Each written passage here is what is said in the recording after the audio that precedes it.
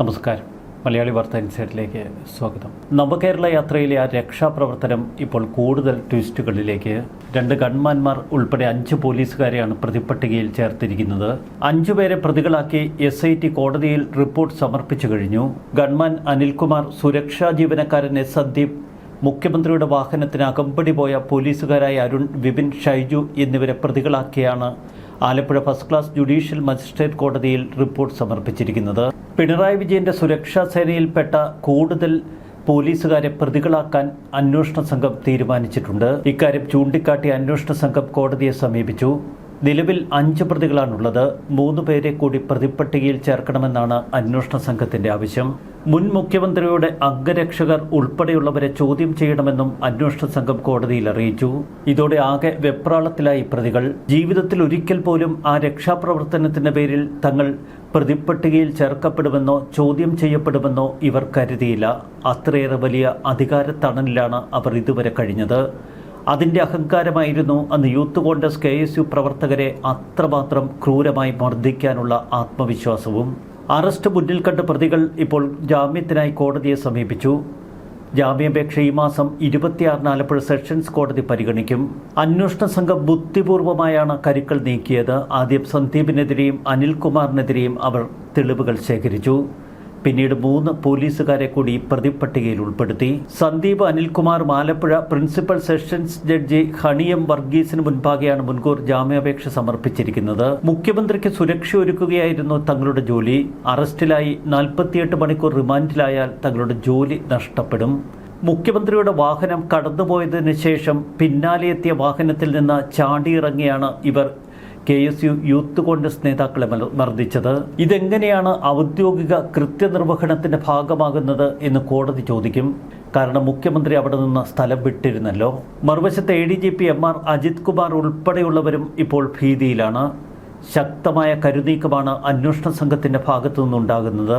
Case അട്ടിമറിക്കുന്നതിൽ അന്ന് ADGP ആയിരുന്ന MR Ajith Kumar ഏതൊക്കെ തലങ്ങളിൽ ഇടപെട്ടു, ഇക്കാര്യങ്ങളിൽ ഉദ്യോഗസ്ഥർക്ക് പങ്കുണ്ടോ എന്നതിനെക്കുറിച്ചും വിശദമായ അന്വേഷണമാണ് ഇപ്പോൾ അന്വേഷണ സംഘം നടത്തുന്നത്. ADGP MR അജിത് കുമാർ സ്വന്തം നിലയിലായിരിക്കില്ല ഇത്തരമൊരു അട്ടിമറിക്ക് ഇറങ്ങിയത്. അന്ന് മുഖ്യമന്ത്രിയുടെ ഓഫീസ് പോലീസിന് മേൽ കനത്ത നിയന്ത്രണങ്ങൾ ചുമത്തിയിരുന്നു. അതിൻ്റെ ഭാഗമായി P ശശി MR അജിത് കുമാറിനെ ഇത്തരമൊരു കൃത്യത്തിന് നിർബന്ധിച്ചിരിക്കാം എന്നാണിപ്പോൾ ഉയർന്നു വരുന്ന സൂചനകൾ. ആലപ്പുഴ സൗത്ത് പോലീസ് തങ്ങളുടെ പ്രാഥമിക അന്വേഷണത്തിൽ കണ്ടെത്തിയ കാര്യങ്ങൾ ഉൾപ്പെടുത്തിയ കേസ് ഡയറി കീറിക്കളയുകയും ദൃശ്യങ്ങൾ തങ്ങളുടെ പക്കലില്ല എന്ന് കോടതിയെ ധരിപ്പിക്കുകയും ചെയ്തിരുന്നു ആദ്യഘട്ടത്തിൽ അന്വേഷണ സംഘം. കുറ്റാരോപിതരായ ഉദ്യോഗസ്ഥർക്കെതിരെ വകുപ്പ് തല നടപടികൾ ഉറപ്പാണ്. അവർക്കെതിരെ അച്ചടക്ക നടപടികൾ സ്വീകരിക്കാൻ ഇപ്പോൾ സർക്കാർ നിർബന്ധിതരായി. പഴുതുകളടച്ചുള്ള നീക്കമാണ് സർക്കാരും പോലീസ് സംവിധാനവും നടത്തുന്നത്. AP ഷൗക്കത്ത് അലിയുടെ നേതൃത്വത്തിലുള്ള ഈ അന്വേഷണ സംഘം ഇപ്പോൾ പ്രതിപ്പട്ടികയിൽ ചേർത്തിരിക്കുന്ന പോലീസുകാരുടെ ശിക്ഷ ഉറപ്പുവരുത്തുമെന്നാണ് പുറത്തുവരുന്ന സൂചനകൾ. അന്വേഷണ സംഘം ഇപ്പോൾ തുടരുന്ന നടപടികൾ ഒരുപക്ഷെ അഡ്മിനിസ്ട്രേറ്റീവ് ട്രിബ്യൂണലിൽ ചോദ്യം ചെയ്യപ്പെട്ടേക്കാം. കാരണം സർവീസിലുള്ള പോലീസുകാരാണ് ഇപ്പോൾ പ്രതിപ്പട്ടികയിലുള്ളത്. അതുകൊണ്ട് തന്നെ അതീവ ജാഗ്രതയോടെയാണ് അന്വേഷണ സംഘത്തിന്റെ നീക്കങ്ങൾ. അടുത്ത ആഴ്ച തന്നെ ഉദ്യോഗസ്ഥരെ വിളിപ്പിച്ചു വരുത്തി കൂടുതൽ വിശദമായ മൊഴിയെടുപ്പ് നടക്കും. കോടതിയിൽ സമർപ്പിച്ച പ്രാരംഭ റിപ്പോർട്ടിന്റെ അടിസ്ഥാനത്തിൽ പോലീസുകാർക്കെതിരെ സസ്പെൻഷൻ ഉൾപ്പെടെയുള്ള നടപടികൾ ഉടൻ വരുമെന്നാണ് സർക്കാരിൽ നിന്നുള്ള സൂചനകൾ. പോലീസ് ഉദ്യോഗസ്ഥർക്കെതിരെ നടപടിയെടുക്കേണ്ടത് ആഭ്യന്തര വകുപ്പ്. കേസ് അട്ടിമറിക്കാൻ ഇടപെട്ട ADGP MR അജിത് കുമാറിനെതിരെയും നടപടിയുണ്ടാകും. അന്വേഷണ ഉദ്യോഗസ്ഥരെ തിരുവനന്തപുരത്തേക്ക് വിളിപ്പിച്ചു വരുത്തി കേസ് ഡയറി തിരുത്തിയത് ADGP ആണ് എന്ന് പ്രത്യേക അന്വേഷണ സംഘത്തിന് വിവരം ലഭിച്ചു. ഇതിന്റെ അടിസ്ഥാനത്തിൽ കൂടുതൽ തെളിവുകൾ ശേഖരിക്കാനുള്ള ശ്രമമാണ് അന്വേഷണ സംഘം തുടരുന്നത്. അന്വേഷണ റിപ്പോർട്ട് ലഭിച്ചാലുടൻ തുടർ നടപടികൾ ഉണ്ടാകും എന്ന് ആഭ്യന്തരമന്ത്രി രമേശ് ചെന്നിത്തല പറയുന്നു. 2023 ഡിസംബർ 15 നടന്ന ക്രൂര സംഭവം. ഇപ്പോഴിതാ പ്രതിപ്പട്ടികയിലുള്ള പോലീസുകാരും കേസ് അട്ടിമറിച്ച പോലീസ് ഉദ്യോഗസ്ഥരുമൊക്കെ കൊടുക്കുന്ന കാഴ്ച. ആലപ്പുഴ ജനറൽ ആശുപത്രി ജംഗ്ഷനിൽ പ്രതിഷേധിച്ച യൂത്ത് കോൺഗ്രസ് KSU പ്രവർത്തകരെ ലോക്കൽ പോലീസിന്റെ മുന്നിൽ വെച്ചാണ് അന്ന് മർദ്ദിച്ചത്. പിണറായി വിജയൻ ഉൾപ്പെടെയുള്ള മന്ത്രിമാർ കടന്നുപോകുന്ന ബസ്സിന് പിന്നാലെ വന്ന കാറിൽ നിന്ന് ചാടിയിറങ്ങി സുരക്ഷാ ജീവനക്കാർ അവരെ വളഞ്ഞിട്ട് ആക്രമിക്കുകയായിരുന്നു. ഇപ്പോൾ ആലപ്പുഴ MLA ആയി തെരഞ്ഞെടുക്കപ്പെട്ട KSU ജില്ലാ president AD Thomas, youth Congress സംസ്ഥാന ജനറൽ സെക്രട്ടറി അജയ് ജുവൽ കുര്യാക്കോസ് എന്നിവർക്കാണ് ഏറ്റവും മാരകമായ മർദ്ദനമേറ്റത്. മുഖ്യമന്ത്രിയുടെ സുരക്ഷാ സംഘം വർദ്ധിച്ച കേസിന്റെ അന്വേഷണം അട്ടിമറിച്ചതിൽ ADGP MR അജിത് കുമാറിന് മാത്രമാണോ പങ്ക്? ഈ ചോദ്യം ഇപ്പോൾ സമൂഹത്തിൽ ശക്തമാകുന്നു. അന്ന് അജിത് കുമാറിന് ഇത് സംബന്ധിച്ച് നിർദ്ദേശം നൽകിയ P ശശി ഉൾപ്പെടെയുള്ളവരെ ഗൂഢാലോചനയുടെ ഭാഗമായി കേസിൽ പ്രതിപ്പട്ടികയിൽ ഉൾപ്പെടുത്തേണ്ടേ?